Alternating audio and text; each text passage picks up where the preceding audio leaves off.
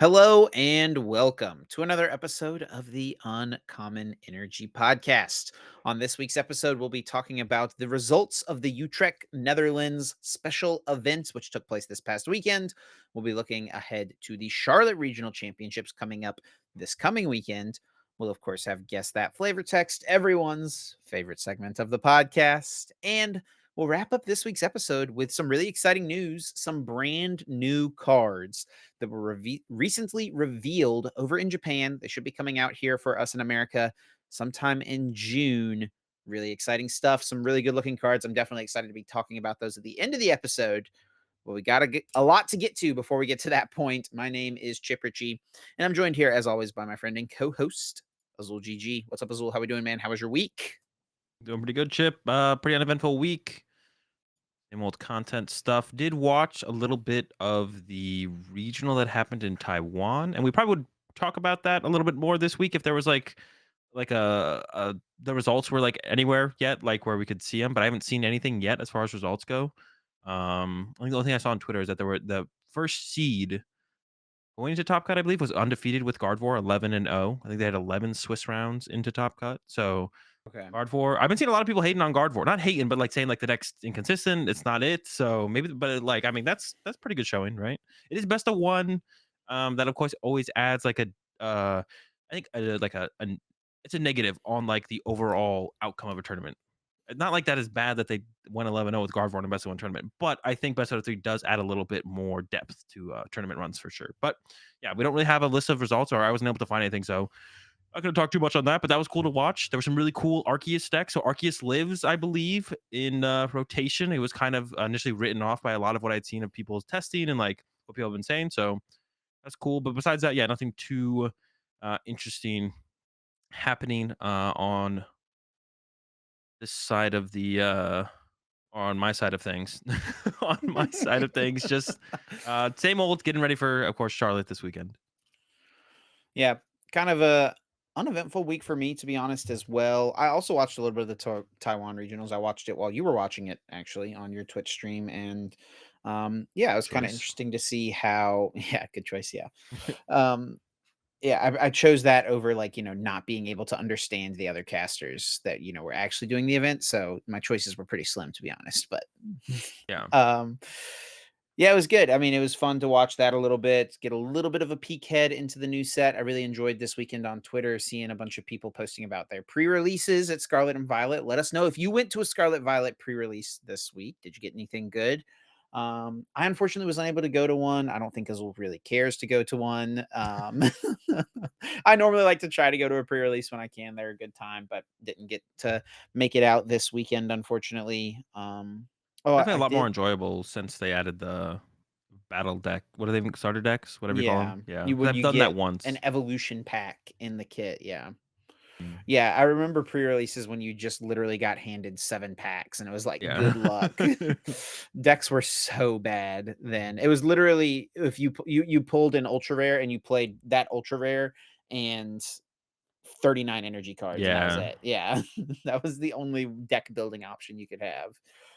Oh, how far we've come, you know? Yeah, but, Yeah. building battles are a lot of fun. I actually enjoy it, and it was cool to get to see some people getting it seems like everywhere I saw on Twitter and, like, even on Facebook and stuff, stores posting about their pre-releases, they were, like, selling out their pre-releases pretty much everywhere. Yeah. So it seems like a lot of people are really excited for the new generation, which I think is kind of a common trend every single new generation of the game, right? A lot of people feel like the game's different, changed, or like people who used to play maybe want to check out what the new update looks like, right? So I think it gets to a lot of people to come back in, but also gets a lot of people into it for the very first time. So always Yeah. exciting to see those type of things. Seeing the game grow is always a good thing, right? Yeah. Like that, and then also like I mean, we've been in the same format for so long. People just want to see something new and different. And then That is true. I had another thing I was gonna say, but I completely forgot. I got sidetracked. Oh, I guess the new cards as well, like the new borders, silver borders, like cool new Hmm. cards in that aspect as well. I could be a reason. I was actually like looking at the cards as far as like the collecting side thing of goes. Things go. There's no like 'Cause, like, I feel like there's no big card in this set for collectors. I mean, do people care about Miraidon and Koraidon, or is I don't know. Well, yeah, there's like the alternate arts Well, of each of yeah, but, them, the like, collector there's rares no or whatever. Charizard in this set. There's no Charizard or anything, I Yeah, feel there's like, you know full what I'm art saying? Miriam though. That's what people That's care about. true. Full art Miriam. Why they care about it, I'm not here to Yeah. speculate, but I think we know. But Alright, with let's that move though, on. yeah. Talking about, Utrecht. I don't quite know how to pronounce it. I think that's pretty close, though. I had people telling me in chat the other day how to pronounce it. So then pretty close there. Utrecht special event. Before we even talk about the results, 700 players or 694. And I actually got curious the other day as well. So I went and looked up what was the last biggest relevant special event. And it was 350 players is basically what I found. The one that Joe Bernard won, special event Paris, was 350 players.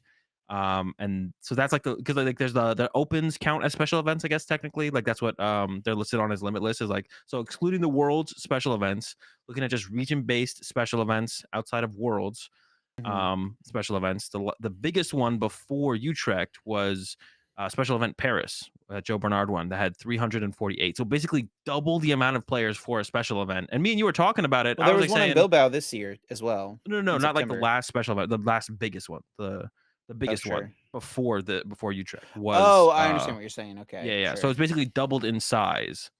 Um, the new record breaking special event. Um, Yeah. which is like that's kind of crazy. And like I was talking about it last week.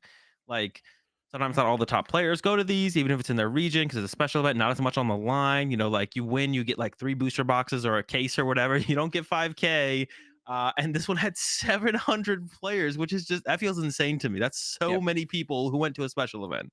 Yeah, it's a lot of people and people from all over as well. I mean, if we look at the top, I mean, just look at all the flags on the Yeah. Limitless page. Germany, Belgium, France, Norway, Portugal, Netherlands, Switzerland, Great Britain, Italy, like Canada, even Canada. I mean, it just keeps on going. Keep going. Yeah. Um, Yeah, very cool to see. I mean, I think it's just like people are excited to play Pokemon. People just are it's really cool to see like even with nothing on the line except for points. I guess that's probably the biggest thing, right? People want the Yeah. points. That's the thing that they're after here because this even though there's no money on the line, it is just about getting the championship points to go to Worlds. And this is like for a lot of European players going to be one of their best chances. And especially some of the players who maybe didn't even get a ticket into their own international championships. They Yeah. were like, yeah, we got to hop over there to the Netherlands to make something happen. I think it definitely does, like, yeah, there's nothing else to play for right now as far as ways to get championship points. I think we will see I don't think we'll see like, going to next season, I think it's fair to assume we'll get local events back that are worth championship points. I I'm don't not think we'll assuming anything see at this point anymore. I don't think we'll see, like, regionals numbers dip, but they might plateau a little bit because like, there definitely is like, if you're not going to any special event or any local events, you know, every weekend or every other weekend, you know, because that's what it felt like sometimes that you could go to, like, local events every other weekend, depending where you live, at least here in the States. I know it's a little bit different in Europe. Um, that you're probably not going to go to as many major tournaments, right? Whether it be just kind of, you know, you get your fill of playing IRL Pokemon, or you have enough ways to get championship points outside of the regionals. Like people are probably going to like 2 or 3 more major events than they would on average. I would say probably. Yeah, definitely. Yeah, many factors leading to why the tournaments have been so big recently, and I hope the biggest one is just that the game is growing. Yeah, I don't think. Um, Yeah, I don't think the numbers are going to decrease next season, but I think we might plateau for a season where it's like yeah, we got sure. 700 players at a special event in Utrecht. If we hit that again next season, I think that'd be great. And then maybe after that, we can look for some season or two after that. We'll look for some growth, assuming we get special events back. If we just only have major tournaments, then I see no reason why we wouldn't be easily hitting these numbers every single time. Well, speaking of Utrecht, we can look at the results, and we see here on the Limitless page, first place Nico Alabas getting the win with with Arceus Duraludon. So this is Nico's third major event win. He won regionals and he's won OCIC in the past, now winning a special event with Arceus Duraludon of all things, which I gotta say is not a deck that I would have expected to see him choosing to play. Um, Especially, I think like didn't Robin play Mew or something like that, right? Like, and I feel like they usually work together. Yeah, But Robin and Philip are on a Mew build. They brought the cups back. There was yeah. switching cups in their Mew deck. We haven't seen those in a while. It's like pure, like going for like a pure consistency build of Mew and just trying to like execute your strategy every single time and hope that that's enough to beat your opponent. Kind of build. But yeah, Arceus Duraludon getting the win, and there's really nothing crazy in this list. It's pretty straightforward Yep. and standard to what we've seen. He's got the one Temple of Sinnoh in here, two Lost City. That kind of feels like where the variation in these Arceus Duraludon lists come from is what stadium do they choose to play. I Yeah, see that's kind of it. collapsed Like, in stadiums sometimes, but other than that, like these counts have pretty much become standardized for this deck. yeah, I don't even know. Like, yeah, like the only thing I think you could ever cut to maybe add room for anything else would be cutting one of the Evolution Incense, but yeah, it's basically the stadium count is the only thing that adjusts. Now that people have added, like the choice belts kind of become a staple in the deck because it's good in the mirror Right. match, good against the Dragonite. The only thing that's like changing is like what stadiums do you play. We saw Zach Lesage in top four. Week previous, was it 2 weeks ago? Week ago? Week I Yeah, don't know. week previous. Yeah, week previous with the triple collapse stadium. Lost Cities, Temple of Sinnoh, definitely like seems to we've given up on Training Court and Crystal Caves. That's for sure. That's no longer a thing. People were doing that for a while. That was kind of the go-to, but that's not happening anymore. Like at all. We're pretty much locked in. Either is it Lost City or is it Collapse Stadium? It feels like, but that's like the only choice to make. And besides that, you got like a pretty good. I mean, you have a pretty good 60 card core. Like the stadiums are going to be stadiums. It's just which stadiums, right? So Right. And Zach actually ended up going to Utrecht as well. Got top four in Vancouver, third place, and then went to Utrecht and got day two again, 39th place finish with the same deck. Just played the same 60. And I think if you're going to play Arceus Duraludon, like we said, like there's just not a lot of room to change stuff. It feels like, and it's just not yeah, necessary. It's not like a bad thing. It's just like yep. the deck is where it is, and there's no reason really to adjust it. I mean, this meta is kind of played out. Um, and it Is I it don't know. though? Because if we look at the rest of the Well, results in the there's three Goodra in top eight, and it gets a little bit crazier after that. But let's talk about the Goodra next because Vinny got second place. Stefan in another top eight with Goodra, not getting to the finals this time, losing in top eight. I'm not sure top if Stefan 4. lost to Nico or Vinny, or I losing think in top four. I think he lost Yeah, the mirror, yeah. okay, lost the mirror. It sounds like, and the definitely the spiciest list was Stefan's as far as the Goodra list go. I looked at all of them. And there's an Articuno in there, which is definitely interesting. Has to be for the Lugia matchup, of course. I can't imagine like you're really trying to use that too aggressively in any other matchup, but probably decent against Lugia, I guess. Like if they don't have the switch card or can't find it, you kind of force them to have it on that turn.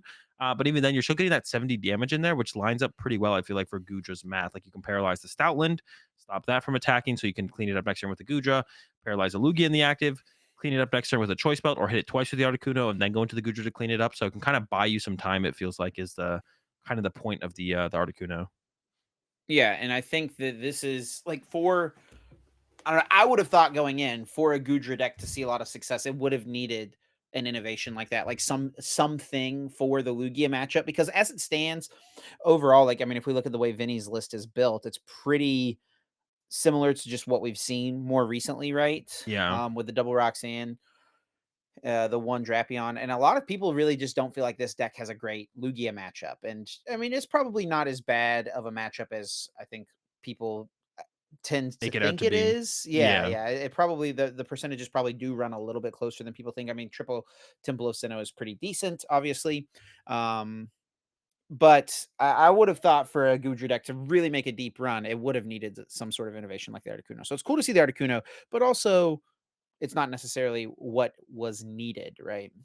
Yeah, we see Vinny going with like a little bit more. Well, the Vinny's list actually, and I think I think Stefan ran this list as well back in Oakham. I want to say it is. Let me find this real fast. Something similar. Yeah. Alessandro placed the highest with it, 16th place. But I think I saw a tweet from Alessandro saying that they talked to Stefan. If Stefan wasn't even at this tournament, I don't really remember. So sorry if I messed that up. But there's the Pokegear build because we saw Stefan Oh yeah, initially sure, doing sure. well, getting second with Gudra with the Luminium plus Quick Ball, and then we see Alessandro get top 16 at Bochum with a Pokegear build, no Quick Ball, no Luminion. And then we see that kind of being innovated on a little bit further. And also, this is also another tournament, Bokum actually there was a different Goodra list that did get second place. That was with the quick balls and the Luminion. And now we see the Pokegears coming up again though in Utrecht in Vinny's list and Stefan's. Vinny, both of them going down to 2 Pokegear. And then we see like the big difference is just the second Raihan in Stefan's list, plus some more water energy, one less ordinary rod, and then playing that Articuno to try and give you like another route into the Lugia matchup, giving you like another kind of option to play with that your opponent has to kind of deal with and play around and stuff like that. And I mean, I guess I don't know. It's weird. Like, are the Goodras the reason the Lugias didn't make cut? Because if we look at top cut, there's the 3 Goodras there. And I guess Lauren's list we could talk about as well real fast with the Goodra. There is the quick balls and the Luminion in this build. So it kind of like if like one kind of build of Goodra made top 8, it would be like, okay, that's the build. But there's like 3, I guess not really 3 different, it's like 2 different builds. Is it better with Luminion Quick Ball, or do you think it's better with the Poke Gears? Yeah, I think I would probably lean towards the Pokegears. I mean, obviously, results based as well. They did Yeah. finish better, right? Yeah. But Stefan's just one of the premier best players in the entire world.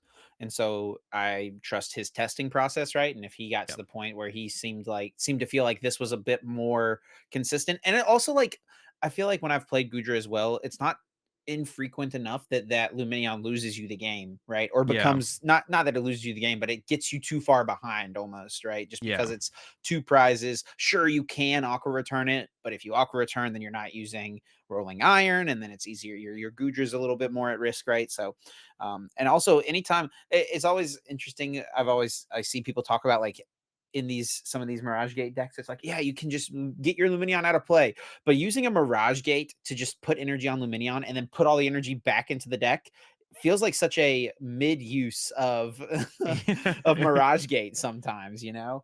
Yeah, and then you Um, didn't attack with your Goodra for turn, so it's kind of a sitting duck. You're not taking the reduced 80 damage, and you're just like, well, just hit me. You can hit me as hard as you want now, and that like because the point is like you get your Goodra set up, you attack with it, so you're taking that reduced damage. And yeah, I guess the other thing to mention is like the Stefan and I think Lawrence as well only played the 3 Mirage Gate, which after playing some Goodra this week myself, I think 3 Mirage Gate is probably all you need, especially if you're not running the Luminion, so you're never like kind of doing that. Use a Mirage Gate to use a Luminion.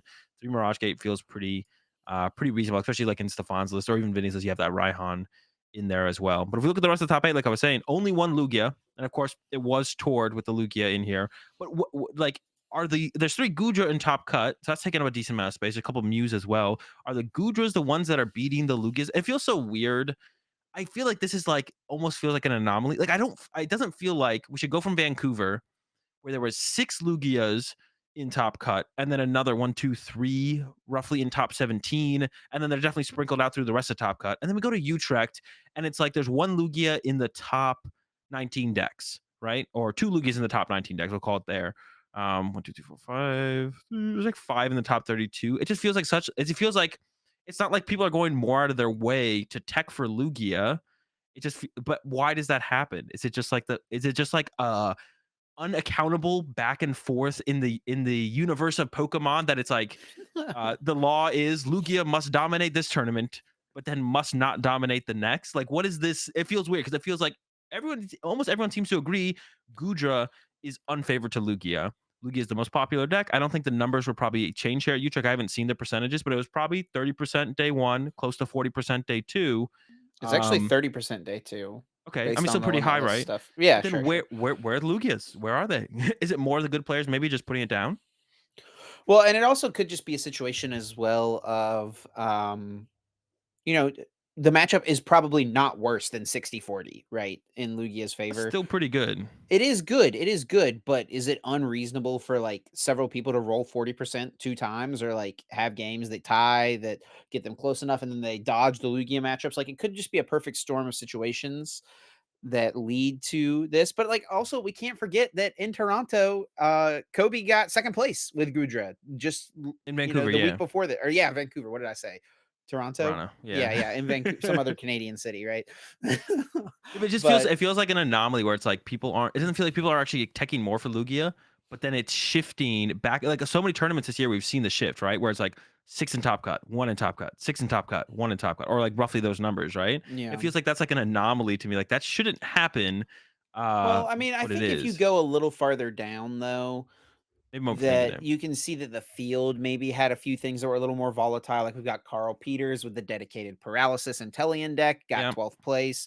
We've got a couple flaffy toolbox in day two, which, if it hits the Lugias that just have the one switching card or sometimes not even playing any switching cards, sometimes they just come out on top there.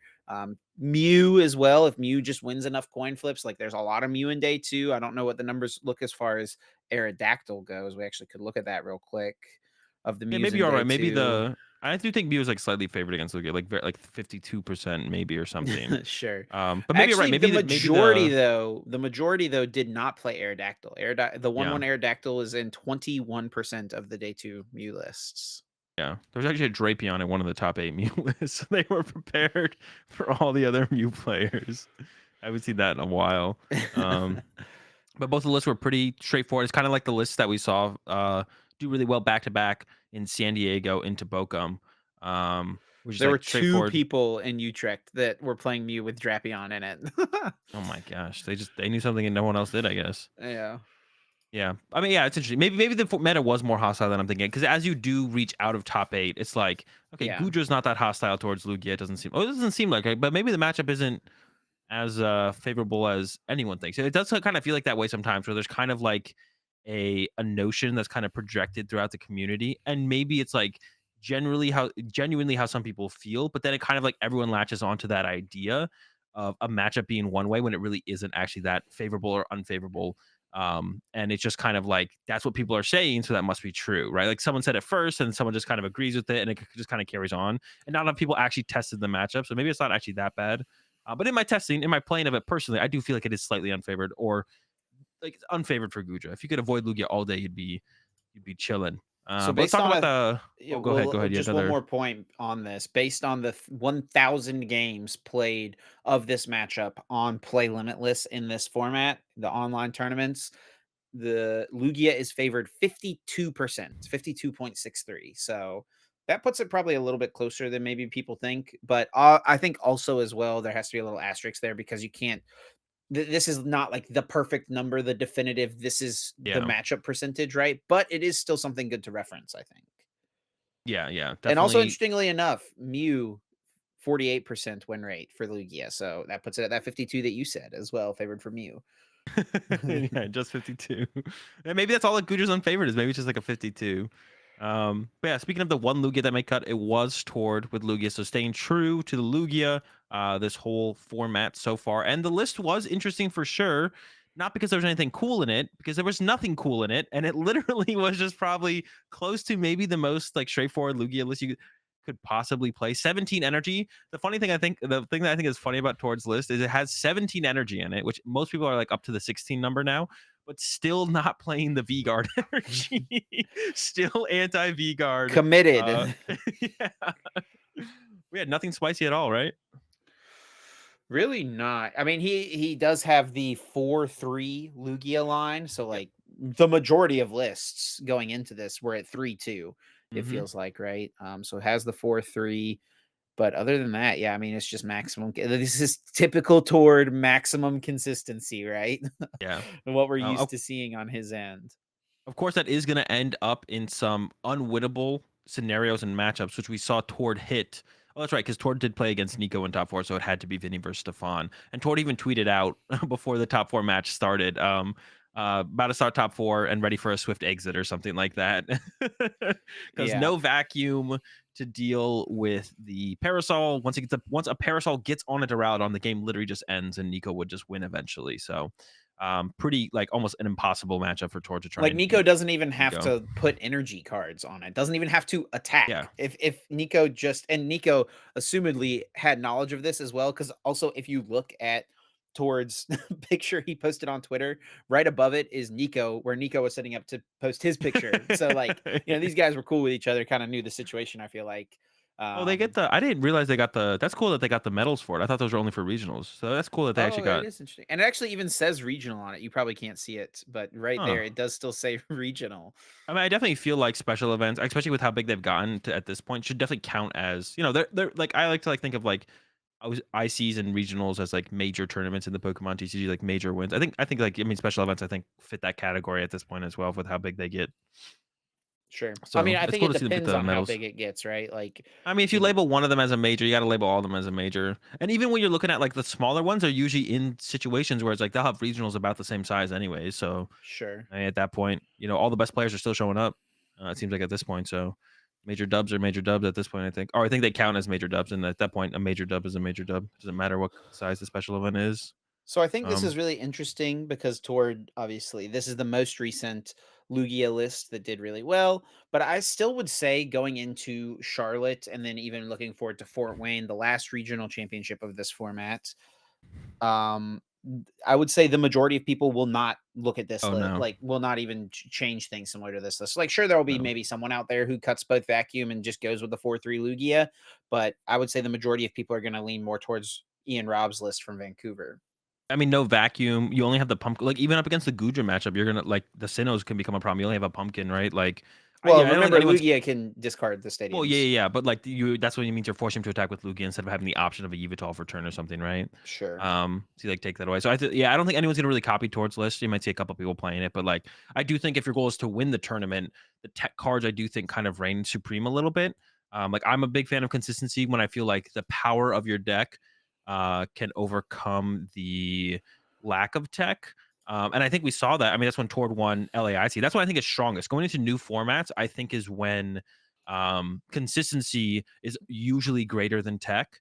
But I think tech, as a meta develops and forms, tech as long as your goal is to win the tournament, tech becomes more powerful once you actually can, like, kind of evaluate how powerful your tech is, right? Because going into a new format, you're like, I'm gonna tech for Mew, and it's like, if Mew is not a deck in the new format, you have two Drapions or a Drapion on your deck that did nothing the whole tournament, right? And So, I think it depends on how um, wide open the format is. Like if you look at something like the Lost Origin format where yeah, the meta percentages between the top decks ran a lot closer, then you maybe want to lean more into the consistency yeah, aspect. But yeah, I in definitely a agree. situation like this where we've got a dominant deck that's 25+% of the meta every single tournament, and then there's a standardized list between 5 cards, right? I think and then also like a deck like Arceus Drowdon is going to be at the tournament, or Yeah, that Mew Path is going to be at the tournament. Um, Having but outs to those things yeah, I mean, I think is definitely usually good. Arctur has definitely established itself as as like a deck. It almost feels like if you want to win a tournament, you kind of have to beat. It's in the top 8 every time. There's one or two of them. It's a really annoying deck that has like really annoying win conditions that kind of doesn't let you play the game depending on the deck you're playing. So yeah, you definitely have to need it now. We even see like the Goodra decks playing the choice belt as well, like, which is good in mirror as well as the Goodra. Like that choice belt math really lines up really well, but it's also really good against Arctura. Um so yeah, I think, yeah, you gonna want the tech cards, right? I think we'll see very few people copy, if anyone copies towards this, to be honest. Because yeah, I think the techs. I think a lot of people like their techs. I think it's almost like a downfall to a lot of players as well, though. They refuse to ever go the consistency route when it's like correct, and they always want their tech cards. But what if I hit Arctura, or what if I hit this, or what if I hit that? They might have an SQ. It's like, well, you sometimes want to give up on some of the 2%, 1% matchups to be a little bit more consistent, right? There's like kind of like a balance to it And then probably the most interesting deck as we move down to the top 8 by is far. Bernardo Diaz getting top 8 with the Arceus Intellion. Talk about a blast from the past with the Beedrill, the single strike mustard, the Beedrill, and a Radiant Charizard in here as well. It's actually kind of funny before the podcast. We were talking about some of these decks and stuff, and I said to Azul, I was like, I'm pretty sure you could have played this same 60 cards at a tournament 1 year ago with the exception of the Radiant Charizard. Like this is Yeah. literally like something a true blast from the past. It feels like. Yeah, this is like basically looks very similar to the deck that Bradner got second with at Indiana Yeah. Regionals. Like, not too different, not too far off. But yeah, I've like thought about and talked about this deck with people throughout this format a little bit. I think the one thing that comes up as being a struggle pretty consistently is the Lost Box matchup, because I mean, this Intellion decks in general can kind of get picked apart by Lost Box decks. They have like the backup of like potentially like a Rayquaza that can like one hit KO you, or the Dragonite that's gonna hit really hard. So once they deal with like your gimmicks, your Intellion stuff to take away your big combo plays, they just start hitting wailing on you with like something like that. Like the Lost Box, I think is kind of the hindrance of this deck, but I played with it quite a bit the other day, and your Lugia matchup is still close. Like, even though you got the Beedrill in there, there's so many one prize attackers, and they're threatening you from so many different angles. Still, the Stoutland's still a big deal. You have to get your Manaphy in play, or you could get Raikou. They're always one hit KO in your Arceus. Like, You got the bees, you got the Charizard as like really efficient attackers that can take some really big knockouts. But the matchup, I think, against Lugia is still pretty close. You're probably slightly favored. And then against like stuff like Mew, though, like your Mew matchup's really good. The Mew cannot handle the bee prize trade at all. Yeah. So I will say though, your Goodra matchup is terrible. Like that's awful. But no, the deck I think is actually pretty decent. I don't think it's like the new deck that everyone has to look out for and tech for. Because yeah, I think it's got its bad matchups. But with like I think like going to this tournament specifically, we can even look at like you just scroll down. Where's Lost Box at? Right? None. The Yeah. highest placing one was 11th, so not too far off from potentially making cut. But there's just not that many in day two in general, to be honest. So like that's like not a big deal for it. If Mew and Lugia are going to be the two most popular decks moving forwards, and then maybe the two most successful, that does leave this deck in a pretty good spot. And it seems like, um, yeah, could be. I mean, could be. We could see it place again for definitely moving forward. I feel like if anyone's going to try and go out of the way to pick it up, which is going to be the main question: is anyone actually going to play Arceus Beedrill moving forward? Does it even matter how good it potentially is against Lugia and Mew?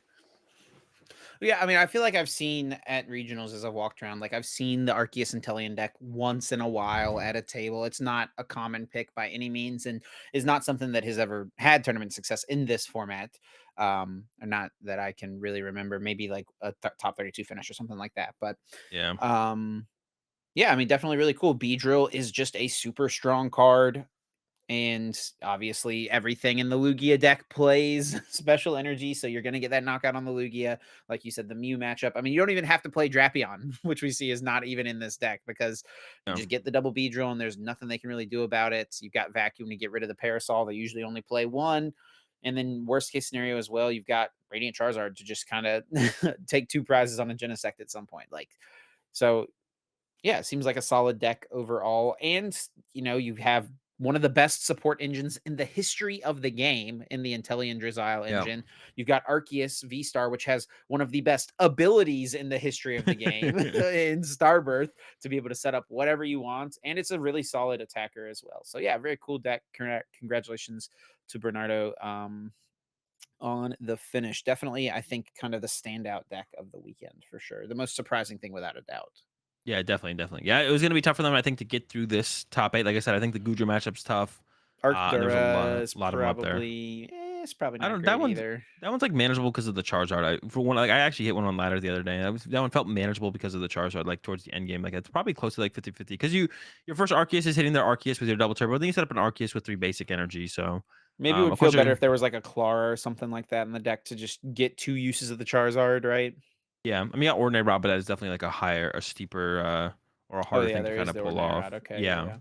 Yeah. So no, yeah, the deck's pretty cool. I think it has like a decent amount of matchup, and like the biggest thing that I would say, like you have like a good Reggie matchup too. You got the infamous Dunsparce Manaphy to beat Reggie that everyone tries to utilize. Like you got the Reggie matchup on lock. It's just like Lost Box feels like the tough one, but yeah, Lost Box on the decline for sure right now. So, and then yeah, to kind of close out the top eight, we had two Mews. We mentioned them a little bit. One at Drapion, neither of them anything special, and that's the top eight from Utrecht. Yeah, and we can look at our predictions as well from last week. We had the over under for Lugia in cut at 4.5. Azul took the over. Your boy took the under and got it right. Let's go. um But, I mean, I think I don't think like, if you put the over under at, like, 1.5, right? We're both taking the over every time. Like, 1 Yeah, yeah, Lugia in top 8 is definitely the big surprise here. And then for yeah. non-Lugia deck to make top 8, Azul picked Mew, I picked Lost Box, and Azul was correct on that one. Yeah, man. I mean, Mew's always gonna be able to hang. Lost Box is not has been struggling recently though. I'm gonna try and change that though. Oh, Hopefully. a little precursor into what's to come this weekend. And I speaking mean, I'm of always what's down to to play come yeah, I'm always down to play Lost Box, but last tournament I ended up playing Lugia, so who knows? Yep. And speaking of what's to come this weekend, we do, of course, have the Charlotte Regional Championships this weekend. I'm excited for this one. It's my home state. I live in Raleigh. Charlotte is about 3-ish hours away from Raleigh. So be driving down Friday morning sometime, be hanging out at the convention center during the day on Friday. So looking forward to it. Always nice whenever you have a close regionals. And um, yeah, just overall looking forward to it. I have good memories of Charlotte Regionals. I got top 32 with one of my favorite decks I ever played at a tournament back at Charlotte Regionals in 2018, which was the Zoro Counterbox deck. I was a big fan of that deck. I worked on it kind of by myself and um, What looked deck at was some that? lists online. Zoro Counter, like the counter energy deck with like Sudowoodo and Oh, yeah, yeah, Shaman yeah. I and remember that deck. Yeah, yeah. Kartana GX. One of my all-time Awful deck. favorite cards, Literally Kartana terrible. GX. No shot, dude. The deck Deck was was so so good. bad. I remember we played games the night before the tournament. You and me? Oh no, that was at St. Louis. That was at St. Louis. I just beat you up with Buzzrock like over and over again. We played a I don't couple. remember That this. was St. Louis though. That was a different tournament. I That's a don't different remember. tournament. Must not have happened. Must not have happened. um, but yeah, Charlotte's coming up. I think the biggest question I think to ask initially is, uh, I mean, I said last week I didn't think Goodra was a good play. I didn't think Arc Dura was that good of a play. Utrecht comes around, Dura wins, Goodra, 3 Goodra in top 8. I don't think we'll see this replication of success from Goodra. But it feels like it has to be a deck that can be respected from here on out that could push for a top 8 every time pretty much, right? Yeah, it definitely should be respected. I mean, it got second in Vancouver and then 3 top 8s here. Yeah, it should be on everyone's radar. I think the question for me is going to be, are we going to see the meta share jump way up again like we did for Orlando? We're kind of found ourselves in a similar situation as we did in Orlando, right? It did super well at a European event, and then coming into Orlando, it was kind of like the new hot deck. Everyone played it. It was something like an 8% meta share deck, and it didn't do Yeah. that good. There was one in top 16, no other ones did great, a couple in top 32. And then it kind of died off for a little while. Then we see a couple of finishes here and there, and then boom, 3 in the top 8 of a European event. Are we going to see it be because it had dropped down to like a 4% meta share deck and been cut in Yeah. half pretty much. Are we going to see it jump back up flirting with that 10%? I don't think so. I don't think we'll see it push that hard, but I'll definitely see like an increase from what we had been seeing at 5 to 6 probably. other North American events, right? Yeah, it'll probably be around a 5 or 6, and that's what I expect. Actually, I think Arctura will see the bigger increase. Um, how much Arctura was there at? What was the most recent regional? Knoxville? No, Vancouver. How much Arctura was there at Knoxville? It was like a 5 Well, percenter so again, that's right? the interesting thing is that they've both been Arctura and Gudra for like both of these most recent tournaments have been right there with each other on the meta Like share for 4 or day 5. one. It's been no, it's been like 5, 6 or Okay, 6, 7 even. It's like yeah, one of them is on the graph, one of them is the next one off the graph, but it's I think it was in Knoxville or something like that. Arc Gudra or sorry, Gudra was on there at 53 people playing it, and then yeah, Duraludon was 52 people playing it. It was just right off the chart. So like yeah. these no I think that it's probably gonna be something similar. Like, they're gonna 7, be the 8. 2 decks next to each other, but they'll just both have increased in play. Yeah, probably. We'll probably see like 7, 8, maybe 8, 9. 8, 9 seems like a lot. I feel like we've had. It seems like Arc Dur never had its hype tournament, like because this existed for so long, I guess, and it has had. I mean, it's not like Guja's success has been like that much better than Arc Dur's, but Guja was like a newer deck that everyone thought was dead and didn't exist, and it's like, oh no, it actually is a deck, and it's actually kind of good and kind of cool. Well, Whereas Arc Dur Arctura is did like, actually win a regionals. Gudra has not done that yet, and Arctur also did win this special event, right? wait, what So, regional did it win? it won, Milwaukee last year, right before NAIC, remember? Oh, okay, but that's like I thought you meant like this season. No, Yeah, no, yeah, yeah. It did no. win last season. Yeah. Um, yeah. So Arctur's been around for so long. I feel like that's one of the reasons it's kind of like it won't have like a hype event where it's like a 10% deck all of a sudden out of nowhere. I think Guja's had its hype, so I don't think it's gonna all of a sudden like have a big influx. But yeah, maybe 7, 8% on like each of them between 7 and 8, 6 and 7. I don't know, somewhere in there. I think we'll see them. I still wouldn't play either of them, nor would I overly recommend you play either of them. But I think I mentioned this last week as well. I was like, if you are playing Goodra and you feel like you're favored against Lugia, or you have some way to make it favored, then that seems like a pretty good play to me. But I haven't been able to find that. And even with 3 of them in top 8, I probably won't be revisiting Goodra at all. But if it makes you revisit it, I mean, as long as you can pull at least a 50-50 against Lugia, the deck's pretty good, right? But I feel like it's still not quite there. So I'm still not a huge fan of the Arctur or the Goodra, but I think we'll see a little bit more play out of both and probably a decent amount of success out of both as well. Let's also not forget that its Mew matchup can be questionable. Obviously, you have Drapion, right? And Well, I think the the Double Goodra's Roxanne. 50-50. Arctura does not have a good Mew matchup if they have the horn, but I think No, Goodra's still yeah, like 50-50. sure. Um, okay, a question I just thought of that I wanted to ask. So let's say you're someone who played a lot of Arceus and Intellion last season, right? It was one of your go-to decks. There was three. It was a 3-deck format for a while, right? We had the Mew, we had the the Palkia, and we had the Arceus and Intellion. Great format. Yes, so good. Better than this one, worse than this one. But let's say you're someone who really enjoyed playing Arceus and Intellion last format, or you at least have a lot of experience with it. You haven't given it much thought going into this one. You're sick and tired of Lugia. You're sick and tired of Mew.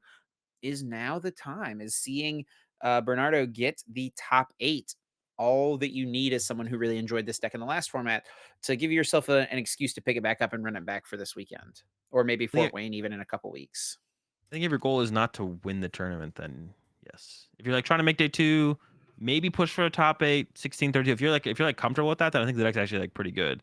I think I would I'd be hard pressed to say that this deck is a deck that could push for a win in a tournament. But you never know what could happen, right? If you just get to top 8, I mean, at I don't least you know. have a I good feel like, bracket. Like, yeah, I was gonna yeah, say, of like, if course. you Yeah, think but I it's a feel deck like that has the potential to make top 8, then it's got the potential to win the tournament, right? well, but I mean, like, if you see a Lugia make top, if you say a Lugia make top 8, no matter what the bracket is, you're like, oh, they can win, right? Like, it's the Yeah. difference, right? So I think this deck would struggle to win a tournament, whereas I think something like Lugia, but I wouldn't recommend playing Lugia either. So, but yeah, if your goal is not to win the tournament, but just kind of play the deck, I think it has got a good matchup spread against enough decks where it's definitely like a good deck, a solid deck to like push for day 2, even top 32 or top 16 and so on. But definitely not a deck that I would predict to be a good deck to pick to try and win a tournament for sure. But yeah, really cool deck. If you like the Arc Intel stuff, then I would say yeah, definitely go for it if that's kind of your criteria for why you'd pick a deck. So a deck that didn't do that well in Utrecht, but has been pretty played. It honestly didn't do the best in Vancouver either. There was only one person in day 2 with it, though Cameron Chenoy did get ninth. It is the Vikavolt. There were 3 Vikavolt, it looks like, in day 2 of Utrecht, but none of them did the best. Its best finish was 51st, and then it was 54th and 62nd. So really just kind of down at the bottom end of the day 2 bracket. Why do you think it kind of fell off a little bit for this one? I actually wonder. I'm gonna look real quick. Did these guys play the none of them? Oh, there's a Dragonite in there. They're ready for the Goodra. Oh, yeah. I was looking for the crushing hammer. I didn't even look for the for the Oh, Dragonite. actually, Yeah, what that's is better to be crazy. ready for? Is it better to have Crushing Hammers or Dragonite for the Goodra matchup? I don't know. We saw Shinoy kind of dismantle one with the Crushing Hammers. But it seems like Yeah. these Vikavols did not have as much success. So maybe Crushing Hammers is the secret to the Goodra matchup. But I think with Yes. the like speaking of Vikavolt, like yeah, that hype definitely died. I expected it to be way more popular in Vancouver. That was kind of a surprise to me. Yeah. But now with this new like like not resurgence, but like the Gudras and the Arcturas, I don't know if I would play Vikavolt like going forwards for right now. I mean, if you feel like I don't think the Crushing Hammers really get it get the matchup like over against Gudra really, or Arctura. So I think those are both still bad matchups for Vikavolt. So yeah, I'm still not a fan of the Vikavolt as a play. I don't think I'm a fan of it right now. I was a little bit more of a fan of it previously. And I've done a little bit more testing with it as well. Like Reggie's is also a deck that I feel like you're not favorable against as Vikavolt if your opponent plays well. But one thing I want to point out because I just saw one of them made day 2 in Utrecht was and the deck's basically disappeared off the face of the earth. The Etern Wheezing. Just want to say it's still a terrible deck. Definitely a player diff for oh my gosh, I'm completely Salazar. yeah, Salazar. Definitely a player diff, not a deck diff for why Salazar got second at Knoxville. Etern Weezing is awful. If your goal is to win any games of Pokemon, do not play the deck. Any And games of Pokemon? any game. Jeez. That's what I predict 03s and 04s. And if you don't drop after that point, maybe you'll get like the no show. But yeah, no dubs. There was one in day 2 though. There was one in 2. I saw the one. I was like, that reminded me of the deck, and I was like, it got bodied in Vancouver. I didn't see any of them doing well. Maybe there was some in day 2 that I didn't notice, but and then yeah, there's one in the lower half of day 2 of Utrecht. So just wanted to take a moment to kind of put the Etern Wheezing down again whenever I can find an opportunity. Thanks for tuning into your daily dose of wheezing Etern hate. A deck that we actually didn't talk about during our Utrecht discussion, but did have 2 day 2 finishes is the Flaffy Toolbox. I Oh guess yeah, yeah. we kind of mentioned it briefly. So this is a deck that's popped up every now and then. It's kind of been a known quantity ever since that Australian tournament that it got top four, second place, something At like least that. top 8, yeah. Yeah, it was I think it was top I think it was 2nd place, yeah, it was like the water box versus the Flaffy box in versus the the finals. Flaffy, the GLC finals. Yes. Um, Australia tournaments are just GLC tournaments at the end of it all. but yeah, we see a couple Flaffy toolbox in day two. Yeah, is there anything that's changed that makes this deck any better? Is it worth someone potentially picking up in Charlotte this coming weekend? What are your thoughts? I mean, the deck is definitely fun to play. Yeah. I mean, once again, it's another deck that like has like a bad lost box matchup. Usually the Yeah. decks that like can like just body Lugia just get bodied by lost box. Like you literally can't beat both the decks like heavily. Usually it feels like most of the time. And we've seen that kind of dynamic happen before in the TCG force. That's like something new. Actually, both lists look pretty similar. So maybe doing some cooking together. They both have like the Luxray V and stuff in here. I think I mean it's okay, right? Like theoretically, your Lugia matchup's gonna be pretty good. The paralysis, like even if they have a switch card, like a lot of people do, the bird keeper or the escape rope, you have so many paralysis attackers. You know, it's Yep. not gonna be able to be enough to like get around the amount of paralysis plus the type advantage. Um, Oh, I and then didn't you're gonna even come up a realize. little Yeah, bit short from the The Luxray also paralyzes, which I didn't even yeah. realize. Yeah, but you're gonna come up a little bit short, I think, against stuff like Lost Box. I said it's a terrible matchup. Reggie's seems pretty tough. Um, Maybe you can do some paralysis shenanigans in that matchup. I don't even know how that would like work. You could like uh paralyze him with Luxray V. You could do 120. Hope they don't have a scoop up net, and then Yoga Loop, and then go back into Luxray V and kind of repeat the process. But like your Reggie matchup looks bad. I think it just really rides off of the good Lugia and the good Mew matchup, right? Like that has to be what it's feeding off of quite a bit here. Your Goodra matchup, I mean, your Goodra matchup is probably bad. Your Arctura matchup might be fine though, because Goodra has so many switch cards, but Arctura has like 2 switch cards, so you can eventually like Yeah, but lock down Arctura has Adura. big parasol. But Okay, yeah. what you do have Never though is mind. Raichu to just absolutely nuke the That's Duraludon. true. That's true. Yeah. So I don't know. It doesn't seem great. I think it's just kind of it's a cool deck that if you hit enough Lugias and Mews, you're having a good time. If not, you're not. And I think majority of the time you're not gonna be hitting enough to actually like do well enough with the deck. So it's a cool deck, but like you really need Lugia and Mew to be like 60% of the meta, which it just isn't. So, I mean, are we attributing a lot of the success of some of these decks to just like the Beedrill deck, like the Flaffy Toolbox, even like the Intellion Articuno deck? Are we attributing a lot of that success to like the decline of Lost Box? You think? I think part of Um, it for sure. Yeah, it definitely has to be part of it.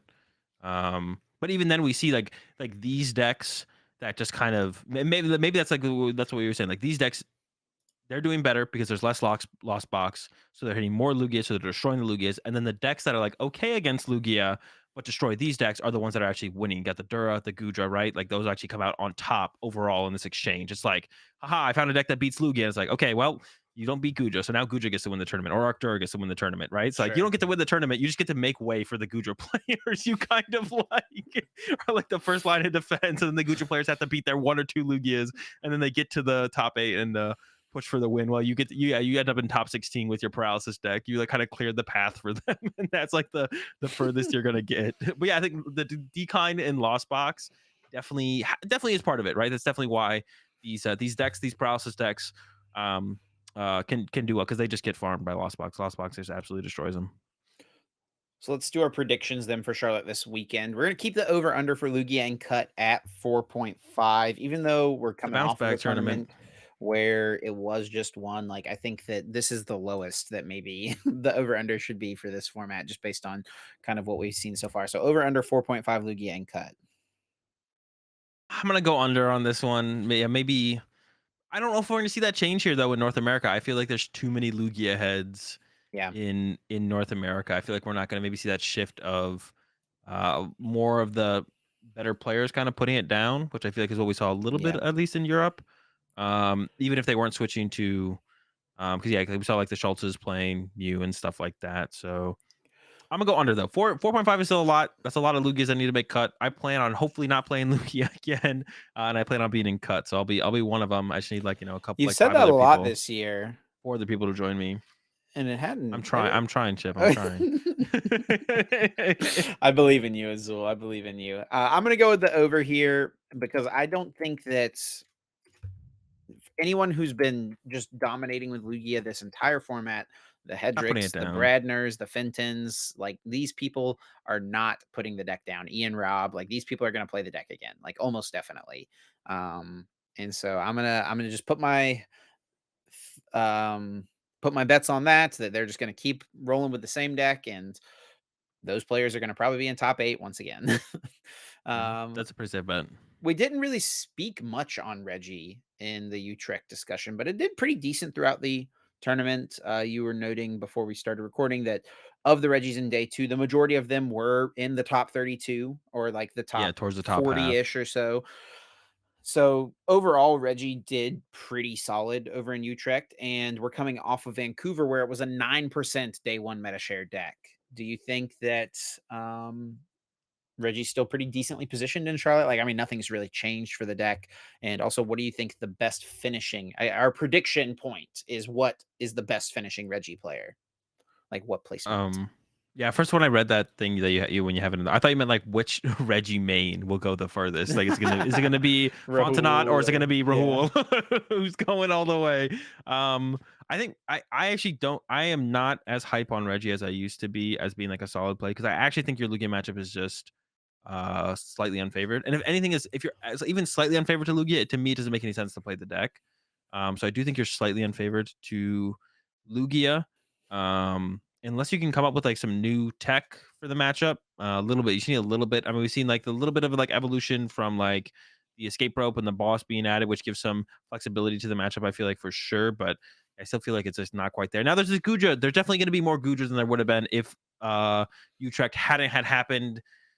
You really want to play Reggie into an event where Goodra is not as Orlando was probably the most hype it was going to be, but we could see Goodra easily push for like 8%. I want to be like a huge surprise, 7 to 8%. Like, do you really yeah. want to play Reggie? Like, that is an abysmal matchup. It is just horrendous. I don't think so. I think Reggie should like definitely should take a step back for this tournament, and maybe bring it back for the final tournament in the format, Fort Wayne.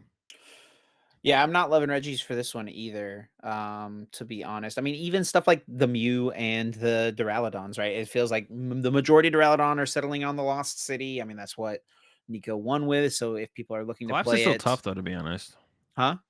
Collapse is still tough, like the triple Yeah, collapse. no, It it might even be. is It could be worse, to be honest, because with the Lost City, you can still attack. You know, like it's easier to attack next turn, but with the collapse, you have to find a counter stadium. Whereas with Lost City, it's like That's you can true. just like attack and maybe scoop up net the one that they lost zoned and just keep that in your hand till next turn, and then hopefully find a path later. I don't know. Yeah, I mean, I guess if there's I guess ever it's an if you're hitting the opportunity to go Arceus for like for like a if there's ever an opportunity as the Arceus Straudon player to go for like a boss on around gift energy plus collapsed play, like that's pretty good, right? that's pretty good.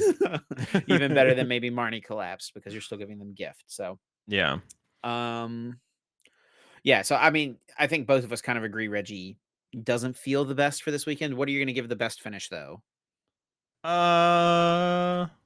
It Oops. seems yeah, a top 16 would still be like pretty reasonable. Even a top 8, like I wouldn't be surprised if someone top 8 with Reggie.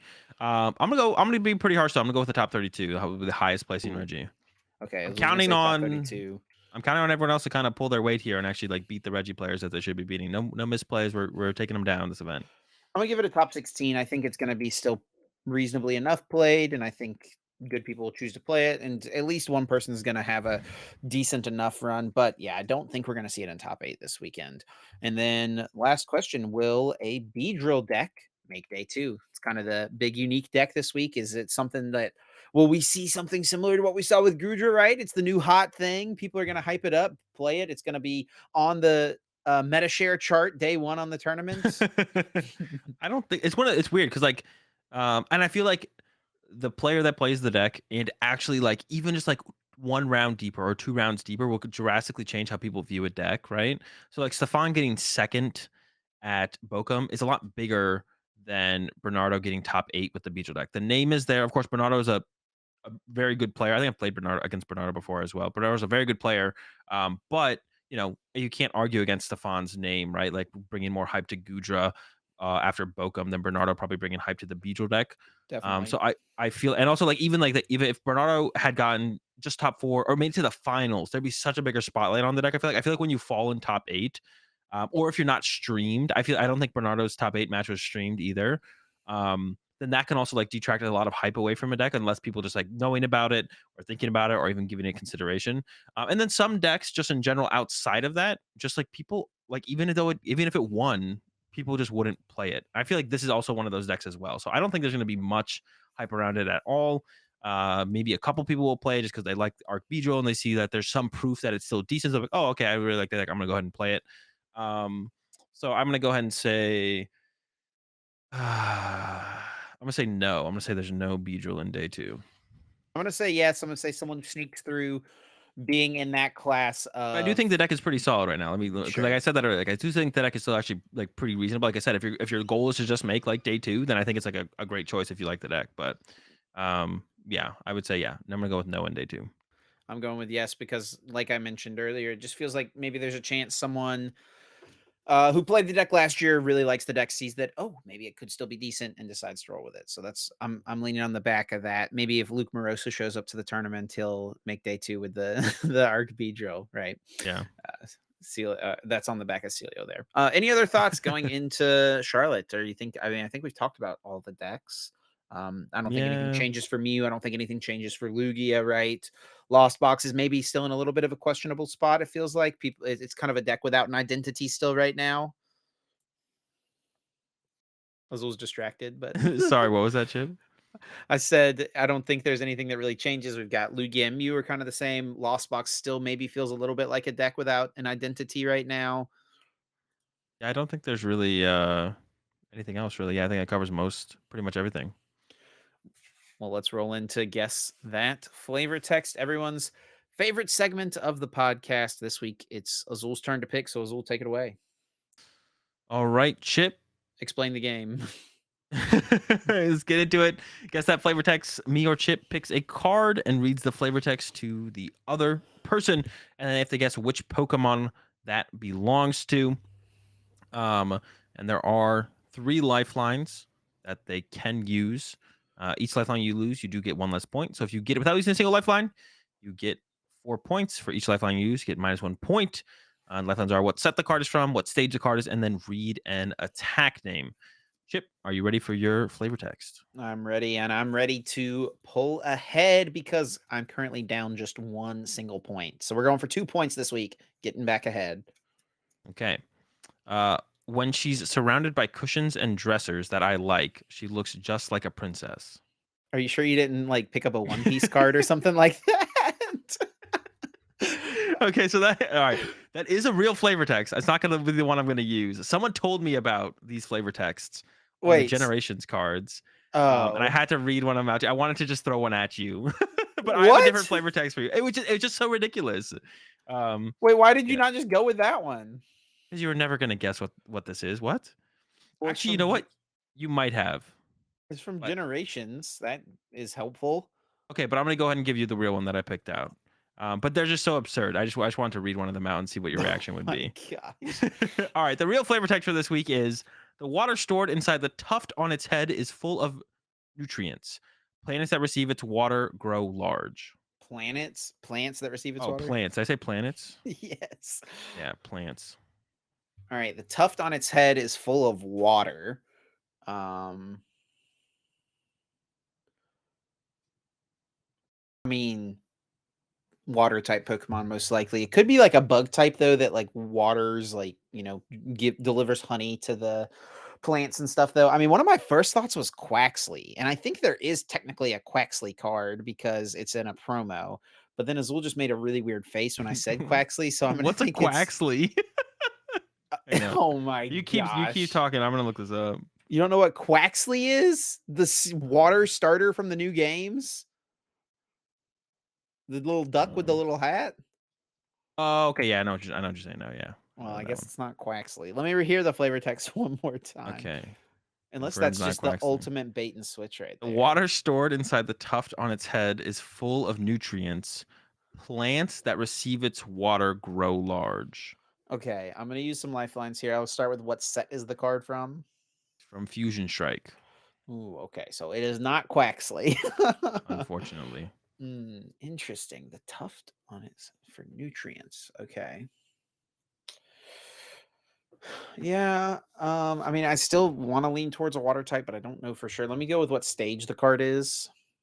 He is a basic Pokemon. Hmm.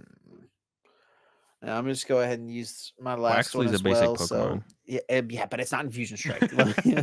Oh, wait. I'm not gonna use my last one. Is it? Do I want to lock that in? Could it be Ducklet? I don't think that. I don't think there's a Ducklet in Fusion Strike.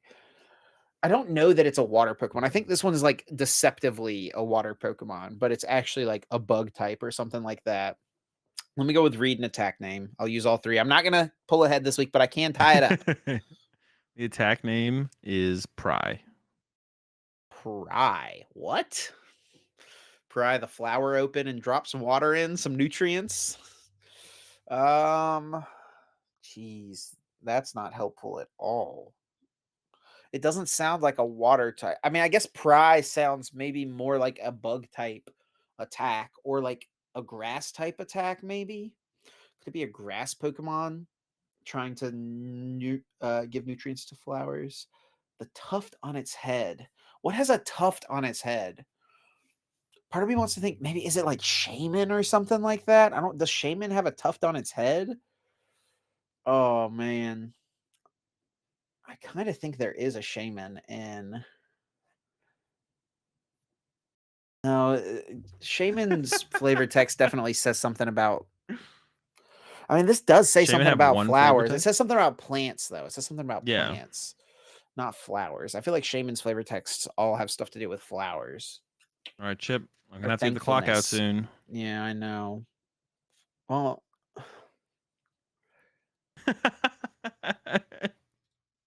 I just don't know, man. I'm gonna guess. I'm gonna guess Shaman. I don't think that's right. It is not Shaman. It is Panpour. Oh my gosh. Does have a little tuft on his head that he stores water in. Is it's literally a bulb of water on its head. No Yeah. way. And his attack is Pry. What is that attack name? It's Well, it's literally like its only attack. Your opponent reveals their hand. yeah, but yeah, it's like supposed to be like pry, like I didn't mean to pry, Yeah, I know but what it's yeah. supposed to be, Oh, I thought Azul. you were being like prying something open. Well, yeah, I see that now because it reveals Yeah, your you look at opponent's their hand. hand. Yeah. Yeah, I see what it does. Bro, what a stupid Pokemon line. All right. Well, yeah. Some you of the bringing up worst. Pampor is always a great time to remind everyone that this is Azul's full art card right here. Simisear V Star, alternate art from Crown Zenith. That's Azul's theme All card right, right moving there. along. Next up, there was a ton of cards revealed, and one of the probably the most talked about sets, slash maybe will be one of the most impactful sets since Rising Guardians. Is that the one where we got Arbiter? Guardians Rising. Guardians Rising, Rising Guardians, Guardians Rising. It feels like this is kind of in line with that kind of level of potential meta changing or game changing aspect when we got Garbodor. Yeah, did we really have something like that in the Sword and Shield era? Maybe Chilling Rain or Battle Style is one of those potentially, but it feels like maybe Sword and Shield I think a common theme of Sword and Shield was just like new card BDIF, new card BDIF, and we Yeah, didn't really see that in Sun and Moon. So I don't know. Um, yeah, this set does seem very good, though. I mean, there's a lot of strong Pokemon, also some very strong trainer cards. It's kind of makes sense that they're going to front load a lot of the strong trainer cards for the yeah, generation in the first couple of sets, right? I mean, we even saw that in Sword and Shield, like Scoop Up Net from Rebel Clash, Boss's Orders from Rebel Clash, Ordinary Rod. All those things were in the early sets, Ordinary Rod and base set. Um, and so we got a lot of that type of stuff. We didn't get every card revealed. The set is going to be featuring Chien-Pao and Ting-Lu, the treasures of ruin legendaries. Also, Chi-Yu was revealed, but interestingly enough, there was not a not Ting Yu, Wo Chien. Wo Chien's this other one's name. We did not see the Wo Chien EX revealed. So I don't know if that means the Wo snail Chien. one. Yeah, the snail. I don't know if that means Wo Chien just got left out, but yeah, these are the four legendaries that are not the box art legendaries that you can like encounter at the end of the game in Scarlet and Violet. And they're You gotta also like all save like, something, right? You don't wanna reveal well, I everything at don't once. know. I mean, it's kind of weird that it would be excluded almost. I also did see something funny where someone was like, I love the fact that they put all four of the Treasures of Ruin legendaries all together, and it was a picture of Chien-Pao, Ting-Lu, um, gosh, what's this one's name? It's right here, the little fishy To guy. you. Chi-Yu, and then it was a picture of Squawkabilly EX. I actually when I was, like, seeing, like, the stuff leaking and people had, like, the images I think that's what I saw actually. I thought it was they were being serious. Genuine, I yeah. just I 'cause I didn't play the video game, so I thought Squawkabilly was, just one of the Bro, legendary Squawkabilly is just squad. a tiny little bird that doesn't even evolve. It's like on par with Chatot. Unlucky. Yeah. But yeah, let's get into it. Let's take a look at some of these cards. The first one is the Chi-Yu EX, basic EX Pokemon, 190 HP. The first attack, uh, for one fire energy, discard 2 cards from the top of your opponent's deck. So not very powerful. I was like, when initially read, I was like, can there be a mill deck made around this? I don't think so. Right? It's not milling enough. Being Yeah, worth two not prize right cards. now. I mean, this is the same as Houndoom EX, and there were some Yeah. like meh mill decks built around Dude, I Houndoom lost EX, right?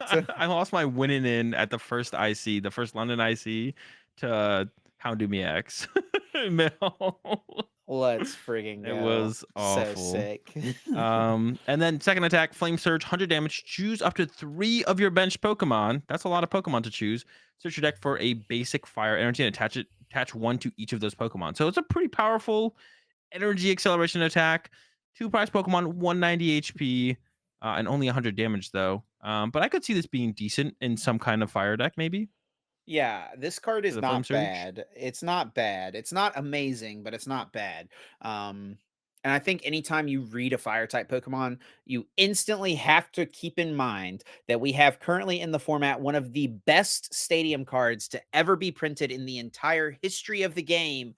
But it's just unfortunate because right now there's no great fire type Pokemon to make use of it. So honestly, you could even look at Chi-Yu and be like, it's got 170 HP because I feel like the most likely use of this Pokemon is going to be turn one going second, bench this Pokemon, attach an energy, load an energy up onto it with the Magma Basin, retreat, and boom, hit for 100, potentially taking a prize turn one, not too bad, and then loading up your main attack or your main strategy of the deck. Now, I don't think Yep. there's anything in the format right now that this makes a ton of sense with.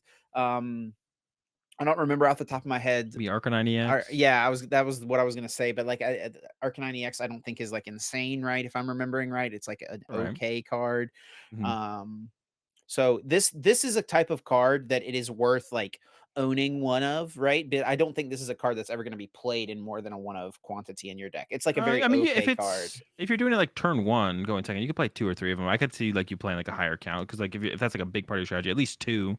So that way you don't Maybe prize it, right? Like if you're trying to do it turn one every game, you gotta remember we got and then that go heavy ball, second. baby. Nope. All right, moving on. We got Baxcalibur Stage 2. It's back. Deluge is back. Baxcalibur Stage 2 Pokemon 160 HP. Absolute Zero. As often as you like during your turn, you may attach a basic water energy from your hand to one of your Pokemon. So it's I don't know how long has it been since we've had Deluge. It hasn't been too long, but it's back with Baxcalibur. 2013, I think. The last, Yeah. I guess, water type deluge. There's been other type deluge effects, but yeah, rain dance effects, I guess you could say Mhm. more accurately if we're trying to date it all the way back. But yeah, absolute zero, pretty solid ability. Mhm. I mean, one of the strongest abilities, right? It's just locked on a stage two Pokemon. So I Yeah. think that this type of card is obviously very good and can be really good in the format, but it just depends on where the format is and also what attackers it has to power up. And speaking of which, I think just kind of, I mean, it feels very obvious, right? What they're throwing at us. Like they gave us back in the day, they gave us Blastoise and Keldeo EX in the same set, right? This almost feels even more blatant with the Chien-Pao EX. Its Trembling Cold ability. Once during your turn, if this Pokemon is in your active spot, you may search your deck for up to 2 basic water energy, reveal them, and put them into your hand. And then it has the Hail Blizzard attack, 60 damage, or 60 times discard the amount of water energy attached to all of your Pokemon. This attack does 60 damage for each card you discarded in this way. We've got Yep. Superior Energy Retrieval getting reprinted in Scarlet Violet base set. Energy We've got Recycler as well. Energy Recycler in the format. We've got Irida in the format as well. So like it's so incredibly easy to set up a Baxcalibur. You literally just have to play Irida on turn 2 and you will have set Yeah. up a Baxcalibur pretty much. I wonder if Um, Frostmoth will still be better though, because it is just kind of a well, Frostmoth rotates, so oh, it does. All right, we're going with Baxcalibur then. But the Baxcalibur got lucky because if Frostmoth wasn't rotating, then we wouldn't be playing Baxcalibur. But yeah, Team yeah. Solid, right? Like one hit KO, basically. I mean, it's definitely a one hit KO deck, but it is, you can play other water Pokemon to kind of tackle different matchups, different situations. But yeah, it definitely has like the big potential is the fact that the Chien-Pao can basically one hit KO anything pretty reasonably too. It feels like Yeah, I saw Jake Gearhart talking about this card on Twitter with this deck. It's the same attack as Chien-Pao, but it just costs 2 water and a metal, but it's a 1 prizer. the metal So, cost though. yeah, I don't like that that. does make things a little more awkward, but I mean, we've got Energy Surge, I think, stays in the format. I know it's in Scarlet Sword and Shield base set. No, scrap it. There's no Okay. way this is it. There's no shot. Well, I guess you could use. Okay, maybe it's Because you have because you could Superior, use. right? You just have to Yeah, find a superior. metal and then you have access to it the rest of the game Yeah, theoretically, yeah. right? All right, unscrap it. Well, it's like seems okay. Just a Unscrap thought. it. Jake just puts all his thoughts out there, but All right, let's keep cruising. we've got the Uh, Rabska. Also, shout outs Rabska, one of my absolute favorite Gen 9 Pokemon. Underrated Pokemon for sure. But it has similar to in the video game, the revival blessing attack for a colorless searcher. it's just like a dung beetle with a mustache. Is that what this is? Yeah, so scroll up to the top and look at Reller. This is Yeah, its I saw Rattler. pre-evolution. Yeah, Reller's a homie, to be honest. He's got his little It's a skin dung beetle with a mustache. unibrow. Is that like a unibrow though, or is that its skin? Is the question. I think Let's it's a. not overthink about it. Just keep moving, He's keep got moving, keep moving, he's keep got moving. a skin mustache, skin So eyebrows. Rabska. 70 HP, stage 1 for a 1 colorless energy. Choose a Pokemon from your discard pile and put it onto your bench. So this would like obviously like the power of this is you can get stage 2s from a stage 1 and Yes. put them on your bench. But you're having to set up a stage 1 that Yep. instantly gets KO'd, and even your stage 2 could get KO'd. So I don't see this being very good. Um, just based on that, like stage 2s aren't that hard to get out that you'd have to go through a stage 1 to get there. The only way this would be good is if it could get like multiple stage 2s set up, but Yeah. it doesn't quite do that. Totally agree. Exact same assessment I would give it as well. We've got Garganacl, stage 2 fighting type, Blessed Salt during Pokemon checkup, heal 20 damage from each of your Pokemon, and then Knock Hammer 130, discard a card from the top of your opponent's deck. Doesn't seem great. I Really. mean, healing 20 is a good ability from everything, right? And it's not capped to 1 per turn, but it's on a stage 2. So, Well, it's between checkups, so it'd be 40 theoretically, right? Yeah, it's during checkup, right? So it would be yeah, so it's they between hit you into turns. your turn, you heal 20. Go into your opponent's turn, you heal 20. So I don't like if you could put a tank deck together, like it's a stage 2. That's the biggest Yeah, exactly. like the cap. If it's a stage 1, if it was a stage 1, it probably wouldn't be heal 20. But if you I can get mean, it set up and you can slow them down, tank it up, I think it's a possibility. is Hatterini VMAX not just better? Doesn't that heal like 30 from everything? Oh, I'm misremembering. Yeah. Once All during your right. turn, you may move up to 2 damage counters from your Yeah. Pokemon to your opponent's active. And it is a VMAX Pokemon they have to set up as That's well. true, but it's a stage 1. This is true. Um next of the whatever legendaries, Ting-Lu EX 240 basic Pokemon again. It seems like they're trying to give some strength to basic EXs in this set a little bit, but none of Mhm. them seem actually that good to be honest. Cursed, well, except the Chien-Pao was like it seems okay, but like 220 HP, you're getting that one at KO, but you might be just trading back and forth overall, anyways, right? So Yeah. maybe the Kyurem. Maybe the Kyurem is the move. Ting-Lu, Cursed Ground. Finally seen. It's been a little while. What was that? What's the last like ability control ability we've seen? Cursed Ground. If this Pokemon is your active Pokemon, your opponent's Pokemon with damage counters Galarian on them Wheezing. have no abilities. That is true. The Weezing, excluding Pokemon EX though. So anything with a damage counter on your opponent's side has no ability except excluding EX Pokemon. So it shuts down all the support Pokemon would be the main purpose of this. And then fighting, 150. Put 2 damage counters on 2 of your opponent's bench Pokemon. And we're also going to get that Halucha that pings 10 damage to 2 bench Pokemon as well. So you could like get a more Yep. aggressive lockdown on like your first turn even.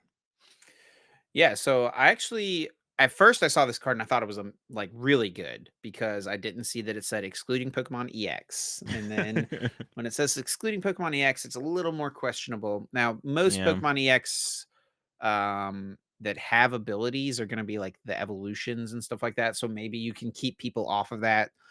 through a certain disruption supporter that we'll talk about in a little bit that's coming out in this set as well. But I mean, we can never forget the power of Garbotoxin N. Like, how often did Garbotoxin N win you games, Azul, right? Like, it is such a A real lot. part of the game, and it's coming back. So is this the best way to do Cursed it? If ground N? I don't know. if this is the best way to do it, it's not the best, but I mean, the main way people are going to be trying to counter Iono initially, like I think we're going to see Beedrill increase in play a decent amount, right? This can turn that off. This can turn off the Baxcalibur, right? If that deck is really good. Um, Gotta be playing a fighting deck, I think, is like the main problem that is the here. main thing, right? Powering this guy up. 150 damage for 3 fighting is not the best. You We keep do, of stone course, energy? have the what's up? We still keep stone energy? Is that still No, that rotates. All those special mm, energy rotate from Sword and Shield, I think. unlucky? Um, but you can use this with the Koraidon EX, right? Yeah. Yeah, so that's like probably the way to power this up. But even that is kind of clunky because you got to get 2 fighting Pokemon in play turn 1 and get 2 fighting energy in the discard pile. Granted, A little that's bit. just like an Ultra Ball plus a Nest Ball away from happening, but it's still kind of a bet, right? Yeah. And speaking of the non-legendary legendary Squawkabilly, Bruh, you wanted to talk about the Dunsparce. bro, we got to talk about the Oh, Dunsparce. it's why it takes 4 colorless energy. Bro, do you know what Lugia does? All right. Talk What do done. you know what basic Pokemon Lugia already plays in their All right, deck? talk to Dunsparce. The Dunsparce is not amazing, but it is I was gonna let the Dunsparce go. If you make us read Mouse House, I'm done. Or Mouse Hold. this one's bad if I remember right. Yeah, Yeah, this so is the one's Dunsparce. Okay, all right. I'm coming around on it. I thought about it for a second. All right, go ahead. yeah, so the Dunsparce, the evolution of Dunsparce. You see, this is where I thought you were going as well when you said legendary Pokemon, because I mean, look at this guy. Absolutely. It's, it's like two Dunsparce. Yeah, you could say it's a the Dunsparce. Wait, I kind of want to see. Yeah, look at the Japanese text. It's literally just another little tick of the the backward C looking character. Just another one in there. Just Um, another duh. so it's a stage 1. It evolves from Dunsparce, obviously, and it's got the sudden flash attack for 4 colorless. It deals 100 damage, and your opponent's active Pokemon is now paralyzed. Then you have to shuffle this Pokemon and all cards attached to it into your deck. Now, yes, it does cost 4 energy cards, but like I mentioned when Azul and I started talking about this, Lugia decks will probably already be playing Dunsparce. This is a stage 1 that evolves from Dunsparce, and we've seen even in this format how strong just 1 turn of paralysis can be, and it's not even like you're having to sacrifice a bunch of energies onto this thing because they all just get shuffled right back into the deck anyway for you to Primal Turbo again the next turn. So this Yeah. card is not amazing. It's not going to function as a deck on its own, but I think that this is absolutely a card that could and potentially will be played in Lugia decks. Yeah, look out for those the Dunsparce. I'm not as sold on the Dunsparce, but I mean it could be. Yeah, yeah. I mean, even just as a one of, I guess, if you already have the Dunsparce, why not to done? You know what I'm saying? If you're already done sparsing, go ahead and to done. Now I get to talk about my card, Squawkabilly EX. And this actually might, out of the EXs we've talked about so far, this one will probably have the most play. It's not its own deck by itself. I think Chien-Pao seems like the strongest one to make like an archetype around, but Squawkabilly is pretty powerful as a support Pokemon. Squawkabilly EX, 160 HP. And then you get to the ability.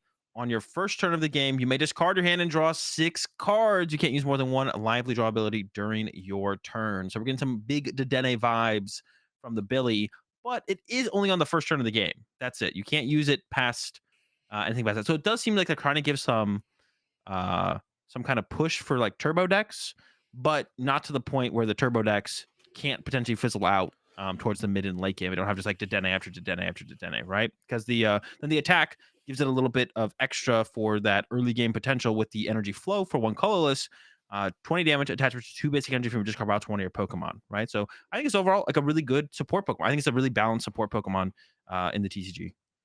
Yeah, I think it's really funny how we've gotten to this point where we've scaled so far back from Shaman EX, right? We had Shaman EX, fill your hand up to 6, and you could use like that's it. Just fill your Again, hand up another to one. 6. You could do another one, another one, another one. Scoop up net, super scoop up, another one. Just keep it going. And then we scaled that back. We had the Dedenne GX, which was still really, really powerful, but you can only use one per turn, and you did discard your hand and draw six. So it's a little different in that aspect as well. This one is discard your hand, draw six, but it's something that you can use at any point in your turn. So you can like Yeah. early on nest ball for it, and then you can play research, play a bunch of cards, do a bunch of things, and then use the lively draw to draw some more cards. But you, like you said, can only do it on that first turn. So yeah, I think the obvious comparison is to the Shamans and the Dedennes of the past, but this card just feels different, right? I mean, all three of the cards are just kind of different, though they are similar. And I think this one has one of the stronger attack options as well, because sometimes like if you're going through your deck, if you're going second especially, like you're going to discard a couple energy cards, and some decks may even like I could definitely Yeah. see a deck exist that wants to go second with their squawk ability and aims to use energy flow turn one just to try to Yeah. set up their attackers, maybe something like Ting-Lu EX or something like that, right? Yeah. Something that Definitely. costs a lot of energy naturally. So yeah, this card is very, very strong. Definitely something you're going to want to pick one, maybe two up, probably just 2. one. I No, do if that's think, you're dude, always you using just heavy play ball, one. You bro. just play one. You've got No, freaking heavy ball. It's fine. but I can't ultra ball for heavy ball for Listen, Squawkabilly. your odds of prizing it two times in a best of three are not that high, right? And the odds, and for it to be prized in like You have you like a not to broken find your heavy Squawkabilly ball. deck that always wins when you use your Squawkabilly. We got to win the games where we prize some billies. Listen, Got it. I Two. If your also engine is Billy, then you got to play two. I'm hoping that this is not going to be a situation as well where like we saw with Tapu Lele, we saw with Or Dedenne, we saw Billy? with Shaman. Like when these cards came out, they were all like $30, $40 upon release. The fact that this is a limited once per game thing, like hopefully this is not going to be super crazy and hard to get Yeah, I your don't think hands it will. on, right? So Yeah, you're playing like one Billy, maybe two, probably two Billy in like the dedicated Billy decks. probably one, yeah, for sure. Two heavy ball.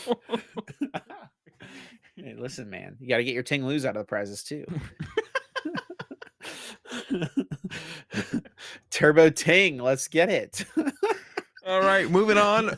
Everyone's actually, I was kind of disappointed when I saw this one released because when I looked at what rotation looked like and kind of how we were limited with the Pokemon recovery that we had, and it was all supporter based, I was like, that's kind of cool. Maybe we're entering a format where instead of judging your opponent for turn or gusting for turn, you have to make the tempo play of setting up and like playing a Miriam for turn to recover your Pokemon. But then they were like, nah, we're reprinting or Super Rod and everyone can recover their Pokemon super aggressively again. So it kind of has been a staple for a while to have some aggressive Pokemon recovery card. Had the Rescue Stretchers, just lost Ordinary Rod, which is probably the most powerful of all of the. Well, Rescue Stretcher is the most powerful, and then I think it's Ordinary Rod. We're going back to a little bit, scale it back a little bit to the Night Maintenance slash Super Rod, and yeah, Super Rod reprint.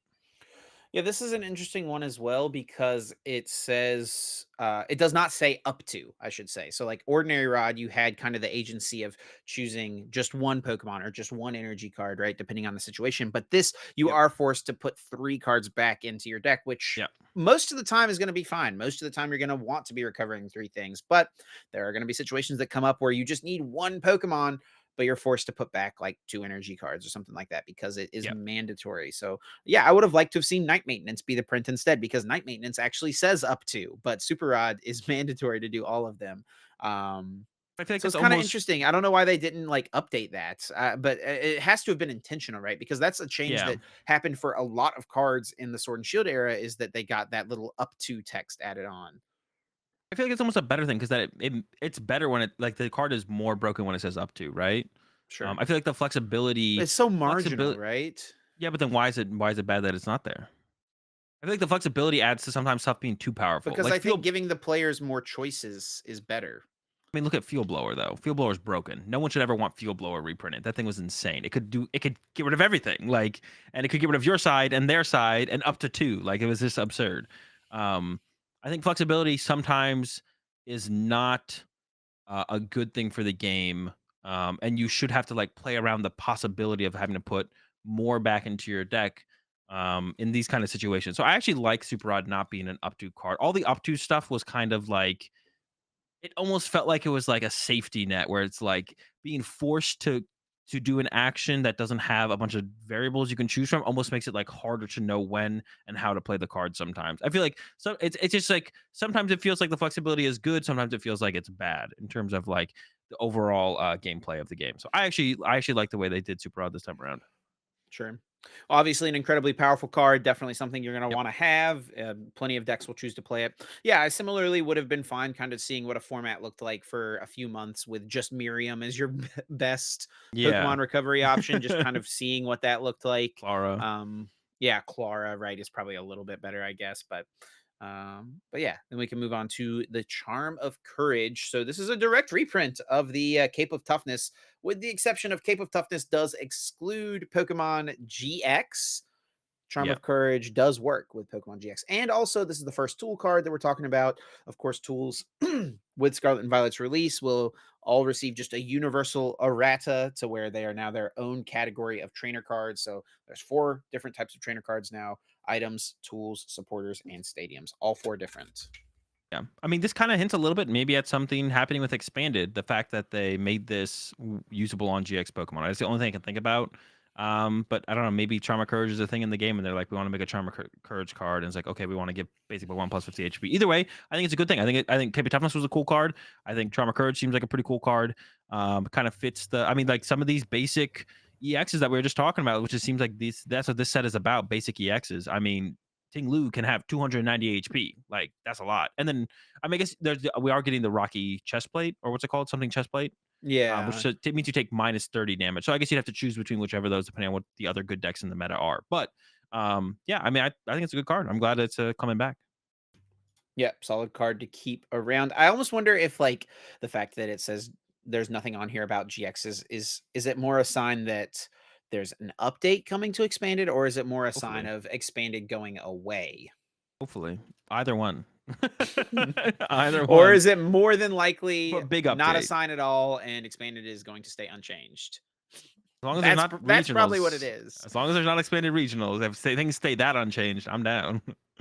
Uh, um, Interesting supporter card in the next one, Grusha. So this was actually like kind of combos with Chien-Pao. Draw until you have 5 cards in your hand. If you have no energy cards attached to any of your Pokemon, draw up until you have 7 cards instead. This supporter, I actually think it's not going to be a staple. We don't need every supporter to be a staple, but I actually think this one's like a pretty solid supporter. Yeah, Good in Regis too. this card's okay. I mean, yeah, I don't think like so one of the comparisons I saw someone make is like think about all the decks that use like are just one energy a turn decks, right? So like think of something like Mew. Obviously, this is not a card that would be played in Mew, but like using that as an example, like think back to something like Night March, right? Like a deck that puts a double turbo in play or a double colorless Night March. What energy. about Mad Party? You're just gonna forget about. I mean, yeah, we are. We are gonna You're kind of reaching back. You forgot about Lost March. Like, come on, man. Azul, Azul. Let's be real, brother. Let's be real. All right. So yeah, I mean, I think this card is okay, but even in those decks, like there's just better draw options. Like you have to choose to play this Mm, over research and over Iono, right? Like you're taking away a deck true. spot from one of those 2 supporters more than likely because you don't really want to play more than 8 dedicated draw supporters, most likely, right? We've been up there sometimes where we go like 8. Like I remember like Weezy used to When play 8 formats supporters were plus way 4 slower, Pokegear. but yeah, I mean, Yeah. this is a very fine supporter card. It I will think if you're the probably aggressive deck, then this makes sense maybe over something like Iona. Yeah. I mean, I think there will be a deck at some point that uses this card, but I think this card is far from like, Yeah. amazing top tier by any Oh yeah, means. of course. But I think it has that potential to be that filler supporter for sure, which is cool to see. And then probably the most talked about card from any of these reveals amongst the players at least is I mean, Iono. even the collectors too. Yeah, I mean, they haven't revealed the full art yet, but when they do, uh, Iono, each player shuffles their hand and puts it on the bottom of their deck. Then each player draws a card for each of their remaining prize cards. Marnie goes so that Iono can thrive. This is a combo of course, the Marnie card that we saw in the Sword and Shield era, and then N, which we had through the Black and White and Sun and or Black and White and X and Y era, a little bit into Sun and Get a Moon. little break.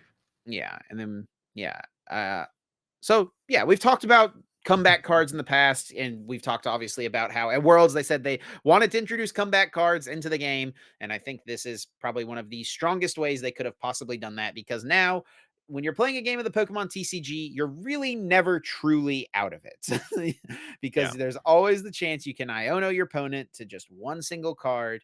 But we do have to talk about the differences here. So longtime players, obviously, N was played for forever, was a staples card. Every deck played at least one N when Versus Seeker was around. Pre Versus Seeker, most decks played 3 or 4 in them.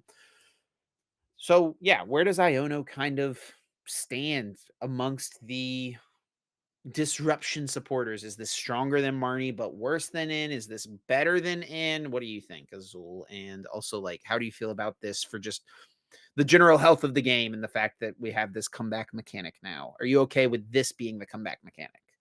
Yeah, I'm definitely fine with it. I definitely liked the. I know I wasn't a huge fan of Marnie's. Like, you go first, you do a little bit, they Marnie you, you dead draw, the game's over. So I wasn't a huge fan of that from Marnie, but I was a fan of the shuffle your hand, put it on the bottom of your deck. Because it definitely was some interactions with your deck of like how to properly sequence after something like that happened. Whether you want to access those cards or don't want access to those cards, or do you think your opponent wants access to their cards, or doesn't want access to, or doesn't want access to them. So I was definitely a big fan of that aspect. I'm glad that is. I'm like okay with that being on this card as of right now. Like that seems fine. If they had just like straight up reprinted N, I would have been fine with that as well. I don't think it specifically makes one stronger than the other. It just makes them different for the most part. I think you could you could argue that you could definitely make some more informed plays with Iono than you could with N for sure. It's Sure. definitely just going to be like a different kind of way to play around it.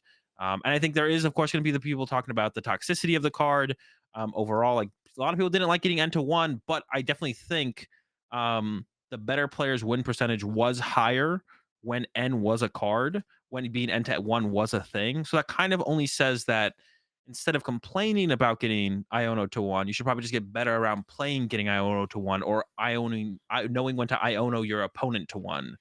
We also need to figure out a better name to call Iono than Iono. There has to be something we call it like I was calling it oh Yeah. no. I called it oh no on the stream earlier because like oh no, you're getting oh no to one. I'm Oh definitely no. stealing that. Oh no, Iono Oh to no. one. Oh no to one. So Yeah, I'm I'm not excited looking for it. I'm forward to excited for having it to though. say this card on stream for years. We're gonna be saying Iono for years. But yeah, I mean, this card is obviously incredibly strong. Um, I don't know. I think that there's pros and cons to like the disruption comeback also being just a good draw supporter, right? Like, for example, with Marnie, more than often the ways that I think the reason Marnie is so frustrating, and people I think get less frustrated with something like Roxanne because it can only be used at the end of the game. It's like Yep. specific times. um but like, so with Marnie, for example, I think one of the reasons everyone got so frustrated with it was because your opponent isn't even trying to disrupt you most of the time. Sometimes they Yep. just need to draw cards, and the Yeah. best They supporter would rather option play a is research. is just that. Yeah, but it's like all I've got is Marnie, so I'm going to play this Yeah. Marnie, and then you get 4 cards. Oh no, you're screwed. You lose the game in 3 turns. So, um, Yeah, so but Ono will remove some of that, and I think I think that'll feel better, right? Like, feel like more people complained about Let Loose than they ever did End to One, right? Because Let Loose, people would do on the first turn of the game, you get a 4 card hand, and it just wouldn't be enough to get going, right? yeah. But with Ono, the early Bro, you gotta Onos, call it Iono. You just gotta get used to it. It's Iono. We're not on this podcast gonna start calling this thing Oh no. with the early Onos, you're drawing 6 Stop. or 5 cards. That plus 1 card can be a big deal, right? Yeah, definitely. No, yeah, it definitely. I don't know. And there's something to be said. Like, so, like, obviously, I think Roxanne was not quite strong enough, right? Because Yeah, it you, wasn't. you basically get 1 turn to Roxanne someone, and it's a really strong card. They only get 2, you get 6. But if they just get out of that one single turn, the game is probably over. But if you have Iono, you can play it 3 turns in a row potentially. You can Iono them to 4, Iono them to 3, Iono them to 2, Iono to 1 even potentially at the end of the game, and then give yourself that many more chances to try to come back. So yeah, I think what you brought up as well is like with a card like this in the format, the better player wins more often, because especially in a format like this where, I mean, at least currently games a lot of times are lasting 4 to 5 turns. maybe this will make games last a little bit longer because you're going to disrupt and slow down. Or if someone does get off to a quick start, you at least can cut the game short from ending on that, Yeah. fourth or fifth turn. You give yourself 7, 8 turns to potentially try to come back in. And I think what we saw with Marnie, I think what we see in the game in general, it's really hard to balance a comeback supporter being good enough to play enough or often enough because the deck space that it takes up doesn't really make up for the fact that you have the potential to come back. Like with Roxanne, if you play one Roxanne, you can't ever play like two Roxanne in your deck or playing three Roxanne in your deck. Your deck just gets too clunky so fast, right?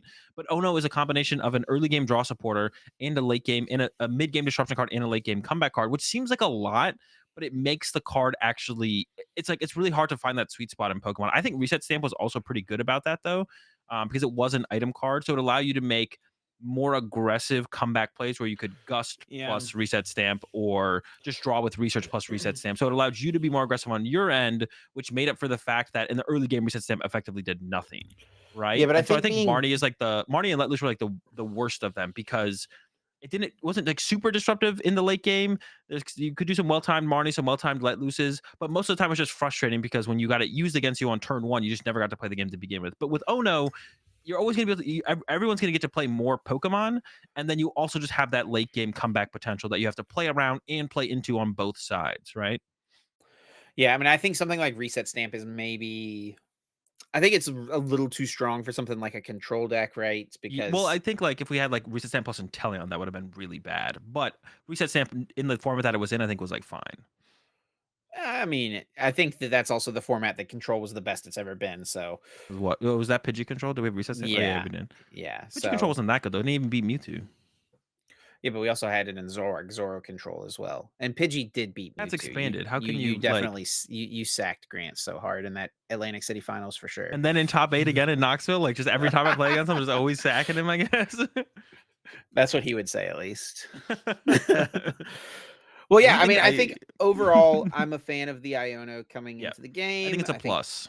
yeah, it's definitely a plus, and hopefully, I mean, I think that the format is not the best right now, but it's also not the worst it's been in the last 3 or 4 years. So We gotta see what we haven't even played in rotation yet, that is like, true as well. And that's um actually something else I wanted to talk about with this. Is it? I think I hate the release schedule. I cannot stand the fact that we see these cards before we even get the cards that they're currently playing with. Like it's yeah, so far removed, and they really now need to we're sync gonna us have. up. It's like we're taught we're gonna finally start playing with our Scarlet and Violet base set cards, but Japan is already like so many levels past that. Um, It's not even like what we can and I use. don't So like the big thing is like we can use that information, but we never got to experience the Miraidon or the Tina V Star hype, right? Like those are the two best decks from everything that I saw going into the first big Japanese tournament. And then there was one Giratina in top 16, zero Miraidon, right? But we never got to experience those cards being good or like going through the process of like making good lists with them and playing them. And now we're just kind of on the other side of that already. And it's like, oh, Miraidon's not even good. Why would you even pick them up, right? Which kind of sucks. Like we don't even get to like experience that development of the format. Although I do think once everyone gets access to the cards, there's always going to be players who find things that other players didn't find, and be able to come up with new and cool decks. But it would be really nice to just be on the same page and be able to kind of go through it together. yeah, I mean, and I don't even necessarily think it needs to be a global release, but like I mean, how that'd be long pretty ago good though. That'd be how it optimal, would be right? great, it would be great, but it's a lot harder logistically, like, the cards are made by 2 different companies, right? Like, Just um, send them the image and just be like, here you go. Just start putting them at the same time. It can't be that hard. it's easy to say like that, but then, like, you think of the logistics of organizing things between 2 different languages, right? Like, t You send them an it's just email like with the images, and then they just listen, put them in the listen. factory. Like it can't. No, it, can't, we're at such a big this. Like it feels like we're getting closer. They definitely need to sync us up Think eventually. I about think if it went that fast, think about how many translation issues there would be. there's no way they couldn't get it correct. They have to have. There definitely be someone who just speaks both languages on both sides fluently, and they could communicate. If not, they can hire someone. They're Pokemon. They can pay for it. Like I feel like there's Okay, no reason sure. that it won't get there eventually, right? That we'll have this synced. Yeah, This but feels like people we're have been pretty far separated. for It's as been like long as I've been playing the game, people have been talking about yeah, us but what getting are we to a like separated global by? Like release when did they get Scarlet Violet? Like 2 months ago? A month ago? 2 months ago. It was like the Yeah, day that Crown Zenith came out for us. It was like February, yeah. early February, I think. like 2 months, if probably, or it feels like, yeah, 2 months And it's rather. coming out in April 1st for us, or Yeah, and we March already see they're 31st. already getting. We saw the triple beat. They're getting triple beat already. Yeah, We've seen I think all the they already triple have beat, and it. now we're seeing some of Snow Hazard and Clay Burst. Right? It feels so separate. Like it feels so disconnected. They need to like get us on the same schedule. At least Hopefully. within a couple weeks, I think Yeah, would be yeah. good. I But mean, okay, that would be fine too. Like if they got us in like 2 weeks, sure. That's effectively like same. What's it called? But um, all right. But Got yeah, anything I else? think this is setting up to be a really impactful set. This is the set that'll be legal for NAIC most Yeah. likely. We haven't It's even going to seen that much of be the cards amounts. It's not even that many of the cards because it's supposed to be like 142 cards between their two sets. So this is actually not that. There still could be a lot more good stuff in here as well. yeah, and hopefully good old what's it called? We got Billy. Wo-Chien We're is one of good. them. We got to get We the got slug in here. now we got Billy. We're good. But yeah, overall looking to be a very good set so far. So yeah, looking forward to seeing what else comes out from it. But I think Azul, that's going to wrap it up for us this week. Thanks so much to everyone for listening to the podcast. We hope you enjoyed as always. And if you did, we'd really appreciate it if you'd leave us a rating or a comment, subscribe to the YouTube channel, all those things. Small little things that just take you a couple seconds to do that are totally free for you to do as well, but help us out so very much. We really would appreciate it. If you do want to continue to stay in touch with us and stay up to date with what is happening with us, you can, the best place to do that is over on Twitter. You can follow myself at Chip Ritchie, Azul at Azul_GG. And you can also follow the Uncommon Energy podcast at Uncommon_Energy. Thanks for the support as always. Good luck to anyone going to Charlotte this weekend, and catch y'all next Tuesday, 7 a.m. Eastern as always. Peace.